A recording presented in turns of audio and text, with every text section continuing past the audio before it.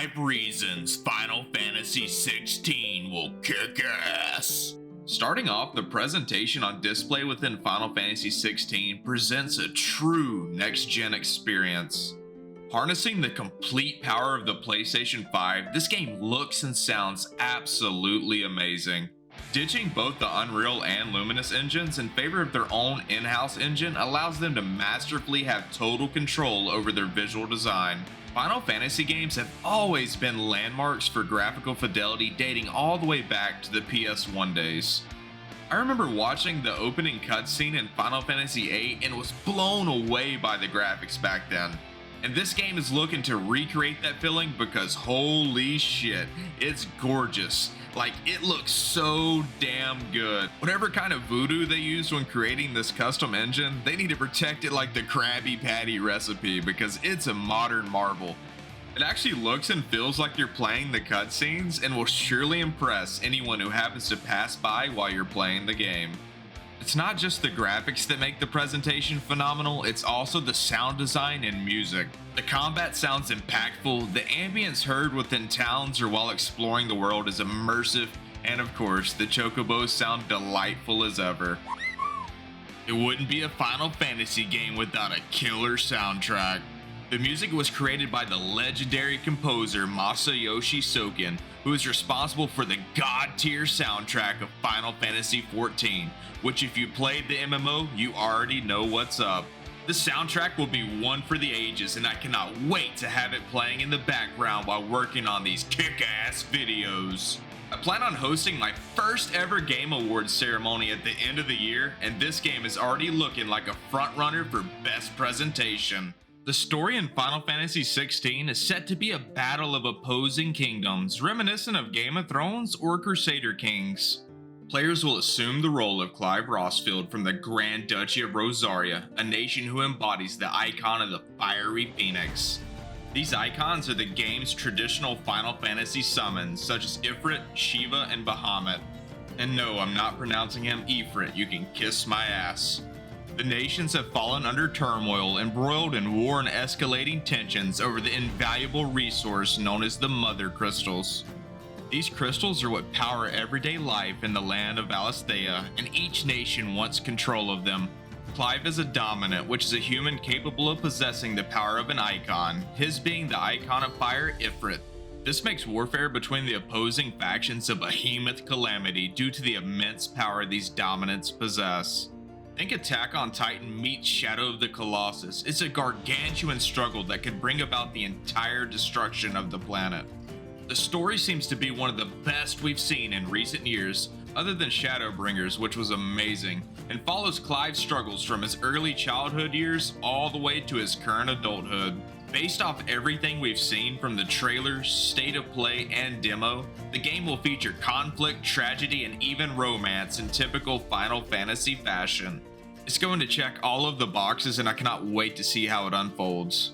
Now, with all of these TV show adaptations of recent games such as The Witcher and League of Legends Arcane, when are we going to get a proper Final Fantasy TV show? Yes, I know about the older movies, but I'm looking for something more along the lines of an HBO series, filled with drama, exciting characters, you know, the good stuff. The Last of Us did it, and so can Final Fantasy. Now let's talk about the combat, because they have finally nailed action combat. 15 and 7 Remake were good, but this is even better, and here's why.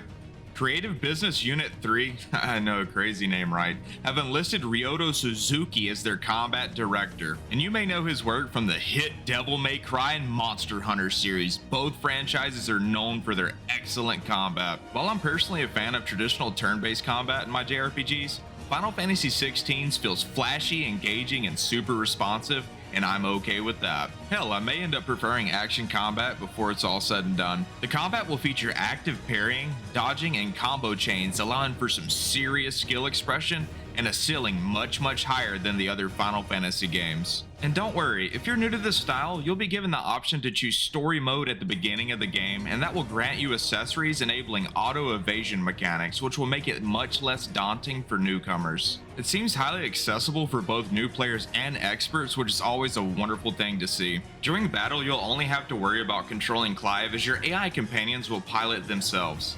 However, that doesn't hinder the experience because they seem to be well programmed and don't really get in the way. And speaking of companions, that damn dog Torgal is the best companion character we've had since Red 13. Overall, Final Fantasy XVI will shine in the gameplay department, showcasing a tremendously well-tuned combat system that kicks ass. Final Fantasy XVI will be the first mainline Final Fantasy to earn an M for Mature rating. Now, this doesn't mean the game will be filled with unnecessary language or sex, but allow them to not hold back during the production of the game. I mean, a little sex wouldn't be too bad though, right? During an interview with Game Informer magazine, game producer Yoshida stated, "So rather than maintaining the teen rating, which would have limited a lot of things that we could do and what we show in cutscenes, the mature rating allows us to tell the story that we wanted to in the way we want to tell it." This is excellent news because let's face it, as great as the Final Fantasy stories have been in the past, a little more detailed violence and mature themes within the plot can go a long way. I'm genuinely curious what degree of content earned the mature rating and to see how it impacts the overall experience. Either way, this is a step in the right direction for the franchise and I couldn't be happier. Recently, Square Enix released a demo for the game and it was very well received. A lot of players have already had their hands on the opening 2 hours or so of the game and were blown away. Don't believe me? Just look at all of these videos. Now that's a lot of clickbait. The best part of the demo is the progress you make carries over into the full game. Now that's freaking awesome. Speaking of demos, for you old heads out there, y'all remember those Pizza Hut game demos from back in the PS1 days? That's actually where I had my first experience with Final Fantasy VIII. I miss those days.